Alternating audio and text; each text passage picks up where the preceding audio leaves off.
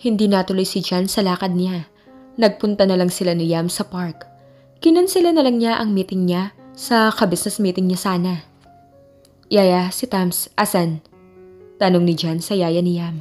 Pagpasok niya sa bahay habang karga si Yam. Kakauwi lang nito galing park. Nasa kwarto po, naliligo. Tumango si Jan at binaba si Yam. Dito ka muna, Yam. Maliligo lang si Daddy, ah. Patakbo siyang umakyat at tumuloy siya sa kwarto niya. Agad siyang kumuha ng towel sa closet at nagtanggal ng damit at tinapis ang towel. Naligo na siya kanina pa pero masyado siyang pinagpawisan sa pakikipaglaro kay Yam sa park. Nagtungo siya sa bathroom at pinihit ang seradura pero nakalak ito. Naisip niya na baka nalak niya kaninang pagligo niya kaya kinuha na lang niya ang susi at agad itong binuksan. Pumasok siya at muling sinara ang pinto. Natigilan siya nang makita si Tamara na nasa bathtub. Nakapikit ito at may nakasalpak na earphone. Nakatied up ang buhok. Lumapit siya dito, umupo ng pasquat sa gilid ng bathtub. Pinagmasdan niya itong mabuti. You're so beautiful. Hindi niya napigilan ng sarili. Marahan niyang hinaplos ang pisngi nito. Napadilat si Tamara sa ginawa niyang yun. Gulat na gulat ito. Anong ginagawa mo dito? Mabilis nitong inalis ang earphone at nilapag sa may gilid ng tub. Napangiti si Jan. I should want to ask you that. It's my bathroom. My tub. What are you doing here? Gusto ko lang kasi magbabad, kaya nakagamit ako ng bathroom mo. Wala kasing bathtub sa guest room. At akala ko wala ka dito. Akala ko umalis ka. Napahap smirk si Jan. Ang alam kasi niya umalis ito at sinama si Yam. Pero hindi niya alam kung saan nagpunta. It's okay, baby. Hindi naman ako madamot eh. Share na lang tayo. What? Tigilan mo nga ako? Tams, baby, huwag ka namang madamot. Isa pa, ako kaya nag-prepare nito. Nilagyan ko pa ito ng scented oil. Magbababa din sana talaga siya kanina pero biglang tumawag ang isang ka-business meeting niya. Kaya nag-quick shower na lang siya. Excuse me, pinalitan ko to ng tubig. Pinalitan naman talaga niya ito dahil akala niya gamit na at hindi lang naalis. Okay, fine. Just get my towel. Alis na lang ako. Tumayo si Jan pero hindi para kunin ang towel kundi para tanggalin ang towel na nakatapis sa kanya. Nang laki ang mata ni Tamara sa ginawa niya. Agad itong umiwas ng tingin. God, Jan! What? What are you doing? Pulang-pula naman ito sa hiya dahil nakapambaba lang si Jan. Maliligo din ako. Just get my towel first. Hindi pa rin ito nakatingin. Sino ba naman kasi ang makakatingin kung ang itsura ng lalaking nasa harap niya halos wala ng saplot. Ang tanging saplot lang nito ay ang kakapiranggot na puting tela na nakatakip sa kasalanan nito. Sumampa si Jan sa bathtub at umupo sa kabilang dulo nito, sa kaharap ni Tamara. Sumandal ito at pinatong ang dalawang nakabend na braso sa gilid ng bathtub. Halos sisiksik ni Tamara ang sarili sa gilid ng tub dahil hindi komportable para sa kanya ang pagkakadikit ng mga hita nila. To think na wala siyang kahit na anong saplot sa katawan. Tanging makapal na bula lamang ang nagtatago sa katawan niyang walang saplot. Jan, can you please get my towel? Aalis ako. Jan just smirked, a naughty one. Just get your towel by yourself, baby. Napapikit si Tamara ng husto sa sagot nito at biglang-bigla halos mapanganga siya at lumuwa ang mata niya nang itaas ni Jan ang pambaba nito. You're so disgusting, kadiri ka! Napapasigaw na naman si Tamara but amusement written all over his face. Natutuwa naman talaga siya sa itsura ni Tamara. Sorry baby, hindi ako nagsusuot ng kahit ano. Para naman malamigan tong katawan ko. Sabay tapon ng pambaba sa sahig. She just rolls her eyes upward and shook her head. Gusto mo pa bang kunin ko ang towel mo? Just say it. Tatayo ako para sa'yo. Naisandal ni Tamara ang ulo sa gilid ng tub at napahawak siya sa buhok niya. Mariin niyang pinikit ang mata niya. God, ang sakit mo sa ulo, Jan Miller. Ang sakit-sakit mo sa ulo. Nakakawala ka ng sakit ng ulo, Tamara Dailo. With his trademark smirk, nailing na lang si Tamara at napabuga ng hangin. Tinitigan siya ni Jan pero hindi siya nagpatinag. Sinalubong niya ang titing nito na walang kurapan. Napangisi uli si Jan dahil sa ginagawa ni Tamara. Lumapit si Jan kay Tamara at tumabi. Utda, nangiinis ka ba talaga ha? Utang na loob Jan, umalis ka nga. Lalong siniksik ni Tamara ang sarili sa gilid ng tub dahil walang kapuwang-puwang sa pagitan nilang dalawa. Tams, hi. Please, huwag ka na magalit sa akin. Bati na tayo please. Hindi umimik si Tamara, dahan-dahang hinawakan ni Jan ang bewang niya, kaya napaigtad siya ng gusto. Sinaway niya ito pero hinigpitan ni Jan ang pagkakayakap sa bewang niya. Ang malaking kamay nito nakahawak sa tiyan niya at masuyo pa nitong hinahaplos. Jan, ano ba ginagawa mo?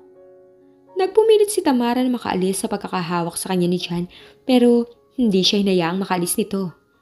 Huwag ka malikot, Tams. Bahala ka. Baka ako na mahawakan ko. Napangisi naman si Jan dahil sa cute na reaksyon ni Tamara. Nilukot na lang ni Tamara ang sariling mga binti at niyakap ang mga ito. Nilapit ni Jan ang bibig malapit sa balikat ni Tamara. Sa bagay, nahawakan ko na pala lahat sa'yo. Sabay halik nito sa balikat niya. Pakiramdam niya may nanulay na bulta-bultahing kuryente sa katawan niya sa ginawang yun ni Jan. Agad-agad siyang tumayo. Hindi na niya alintana kung wala siyang saplot pero napangiti siya dahil punong-puno ng bula ang katawan niya. Oh, thanks, Bubbles.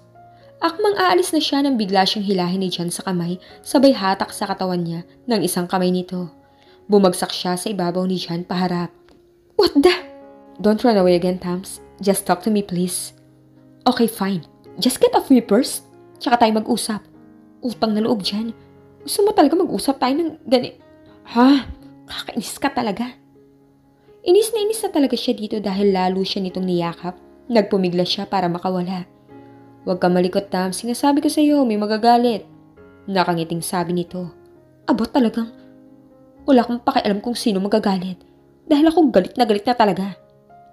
Halos mamula na siya sa inis. Pero bigla siyang natigilan na parang may tumutusok sa puso niya. Sandali nga, ano ba yun? Pilit niyang inangat ang sarili. Biglang natawa ng pagkalakas-lakas si Jan, kaya kunot noon niya itong tiningnan sa mukha. Oh, Tams, baby. That's what I love from you. You're so naive, but it really makes me amuse. I told you may magagalit. Gusto mo ba talagang tingnan kung ano nasa ilalim niyan? Diyan lumabas si Yam nung hindi pa siya nabubuo. Nakuyom ni Tamara ang mga palad niya at napapikit ng husto nang mapagtanto kung ano ang bagay na tumutusok sa puso niya. Sa mga oras na to, gusto niya nang bumuka ang lupa at lamunin na lang siya. Bigla siyang napadilat uli nang maramdaman niyang masuyang pagdampi ng labi ni Jan sa labi niya. May anak ka na't lahat, ang inosente mo pa rin, but you're so cute when you're blushing. Hinaplos ni Jan ang pisngi niya gamit ang likod ng mga daliri nito. Umiwas siya at akmang tatayo pero hindi siya hinayaan ni Jan. Jan, please let me. Jan cuts her words off by claiming her lips. She tried to push him away. Pero lalong dumi ng halik nito. Nakapulupot ang isang kamay nito sa likod niya at ang isang kamay nasa likod ng ulo niya. Napapikit na lang siya until she finds herself accepting and responding on his kiss. Parang tinunaw lahat ang galit na nararamdaman niya ng mga halik ni Jan. Nakalimutan niya ang lahat ng hinanakit dito. She couldn't fool herself. She really loves him. Lalong lumalim ang halik ni Jan sa kanya. Aggressive and desiring. His hands become naughty. Ang isang kamay niya na nasa likod ng ulo ni Tamara ay bumaba sa gilid ng leeg nito. Love me again, Tams. Huwag ka na magalit sa akin. Kahit alang-alang kay Yam. He will be happy kung makikita niya tayo masaya. Napadilat si Tamara sa sinabi ni Jan. Bigla-biglang parang natauhan siya at parang pinisil ang puso niya sa sinabi nito. Ay, I love him very much, but he doesn't love me. This is all about Yam, Tamara. Not about you. Yan ang isiksik mo sa utak mo. Mabilis niyang tinulak palayo ang sarili niya kay Jan. Hindi na niya tiningnan pa ito. Mabilis siyang tumayo at mabilis siyang umalis sa bathtub at kinuha ang towel at agad na binalot sa katawan. Kinuha rin niya ang mga damit na dinala niya sa bathroom at mabilis na lumabas ang bathroom. Napatulala habang nakatingin lang si Jan sa mga kilos ni Tamara. Hanggang sa makalabas ito. Napahawak na lang si Jan sa ulo niya at napapikit. Wow, is this her way to punish me? Iniwan niya na lang ako bigla, pambihirang babae yun, no? Napahampas siya sa tubig kaya nagsitalsika ng bula. Si Maria ang palad na naman ang makakaramay ko nito. He sighed. Oh, Tams, why are you punishing me like this? Lagot ka na talaga sa akin. He says and closes his eyes. Kakalabas lang ni Tamara sa kwarto niya, nagmamadali siyang dumiretso sa hagdan at bumababa. Pero natigilan siya nang makita niya si Jan sa baba ng hagdan kausap si Martina. Mukhang kabababa lang nito at sinalubong ni Martina. Grabe, ang aga-aga nandito na agad siya. Bulong ng utak niya. Lagi na lang kasing nandito ang babaeng to. Gusto na nga lang niyang sanayin ang sarili niya kaso hindi talaga. Kumukulo ang dugo niya sa dalawa kapag nakikita niyang magkasama ito. Napansin naman siya ni Martina at agad itong humawak sa necktie ni Jan. Let me fix your tie. Ikaw talaga nating exchange. Hindi ka pa rin maayos magkabit ng tie. Bumaba si Tamara at walang pasintabing dumaan kaya nabangga niya ng husto si Jan at nagulat naman ito. Talagang sinadya niya itong banggain kung pwede ngang itulak. Ginawa na niya sa sobrang inis niya dito. Hi Tamara, good morning. Bati ni Martina, ngumiti lang siya na bahagya dito. Tams, halika mag-breakfast tayo. Aya ni Jan sa kanya. Breakfastin mo mukha mo. Mommy, let's breakfast na. Agad na lumapit sa kanya si Yam, umupo siya sa harap nito. Baby, hindi na muna sasabay si Mommy sa breakfast ha. I really have to go na kasi. Lumungkot ang mukha ni Yam. Sino susubo sa akin? Nakapaut ang bibig nito at nag-cross ng braso. Yam, gusto mo si Tita Martina na lang? Sige na nga, magbe-breakfast na si Mami. Dahil ako ang Mami mo, ako magpapakain sa'yo. Pinagdiinan pa niya ang salitang Mami. Tumayo siya at hinawakan si Yam sa kamay at nagtungo sila sa dining room. Sumunod naman si Jan at Martina. Good morning po. Bati niya sa mag-asawa at binati rin siya nito. Umupo sila sa dating pwesto at si Martina sa katabing upuan ni Madam Ami. Martina, Iha, how are your parents doing? Tanong ng daddy ni Jan. They're doing great, Tito. Sagot nito. Jan anak, bakit hindi kayo mag-out of town? Nangungulit yung anak mo. Gusto daw niya mag-swimming, sabi ng mami niya. Oo nga, Jan, Tamara, para naman bago pumasok si Yam sa school, may pasyal niyo muna. Pagsang-ayon ng daddy niya. You want to go to the beach, Yam? Yes, Daddy, I want beach. Masiglang sabi ni Yam. Tumingin si Jan kay Tamara. Tams, gusto daw ng anak nating mag-beach. Tams shook her head a bit and muttered, I can't. I'm too busy right now. Is there something wrong, Iha? Tumingin si Tamara kay Madam Ami. Kasi po Jella is out of the country right now. Wala pong maiwan sa office. And there are many clients that I need to talk. Tams, sige na, pagbigyan natin ang anak natin. Pakiusap ni Jan. Alam mo Jan, yung Velas Resort, mas lalong gumanda ngayon. Gusto mo ba samahan ko kayo? Kung hindi pwede si Tamara, I can accompany you. Napadiin ng husto ang hawak ni Tamara sa kutsara niya sa narinig. Gusto na kitang batuhin ng kutsara, Martina. Mommy, please, beach tayo. Ngumiti si Tamara kay Yam. Hindi siya makahindi pero hindi din siya maka-oo dahil talagang sobrang busy niya ngayon. Sa Miller's Company. Kumusta kayo ni Tams, dude? Nakascore ka na? Tanong ni Jan. Wala nga eh, ewan ko ba? Ganun ba talaga kasama ang ginawa ko para hindi niya ako mapatawad? Napapailing na sabi ni Jan. Medyo na-frustrate na siya dahil matagal-tagal na rin nakatira si Tam sa kanila. Pero walang pagbabago. Laging masungit sa kanya. Baka hindi ka na niya mahal. Hindi alam mo, nararamdaman ko mahal niya ako. Pinipigil lang niya. Oh, conceited. It isn't conceit. It's just a fate. I could feel it. Fate talaga. Ano ba Jan Miller? You've changed. Ang habuling eligible bachelor? Ngayon siya parang asong hahabol-habol? Good luck na lang, dude. Mukhang yan ang karma mo. Napayuko na lang si Jan at tinukod ang dalawang siko sa desk habang salo ng dalawang kamay ang ulo niya. Alam mo, dude, bakit kaya hindi mo pagselosin? Napaangat ng ulo si Jan at tumingin siya kay Mark. Ginalaw-galaw naman ni Mark ang kabilang kilay niya. Puro walang kwentang suggestion mo. Baka nakakalimutan mo yung huling suggestion mo, palpak. Haven't you see? Hanggang ngayon hindi ako mapatawad ni Tams. Buti pang suggestion ni Jello, ayos na ayos. Napangiti si Jan bigla sa sariling sinabi.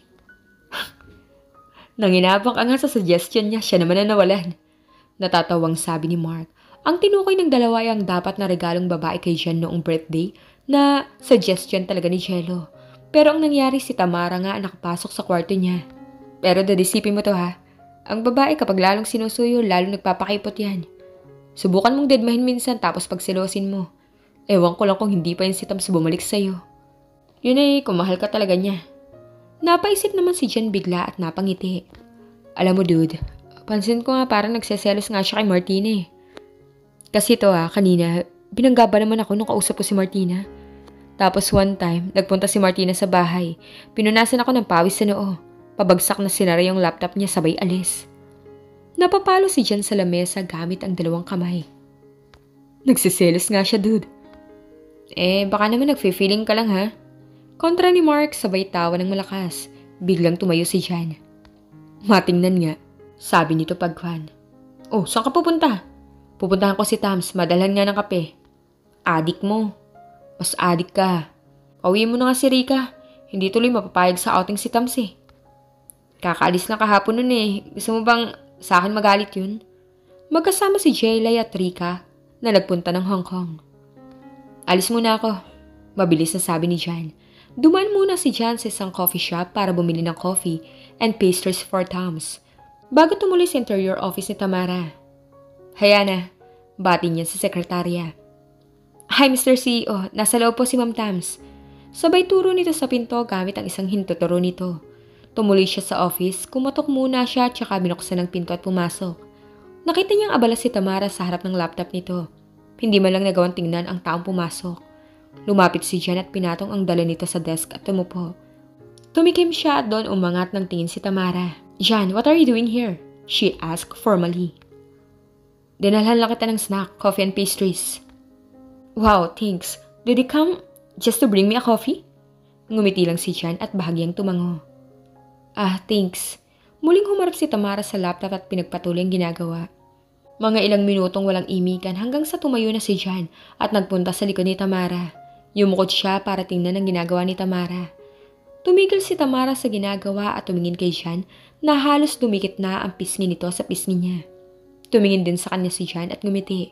Tinuro ni Tamara ang upuan na parang sinasabing umupo ka doon. Umayos ng tayo si Jan at kakamot-kamot na umupo uli. Binalik naman ni Tamara ang pansin sa ginagawa niya. Tams. Can we go outing? Jan, I'm sorry I can't. Please naman Tams, just for Yum. Tumigil si Tamara sa ginagawa at tumingin kay Jan. Jan, I'm too busy right now. Next week, babalik na yun si Jelay. Ako naman lang hindi pwede, Tams. Alis si Dad. Pupunta siya ng New York for business conference. I'm sorry, Jan, pero hindi talaga ako pwede ngayon eh. May deadline ako sa mga layout design. Ayoko masira sa client. Napapalo si Jan sa lamesa. Galit ka ba? Taas kilin na tanong ni Tamara. Hindi.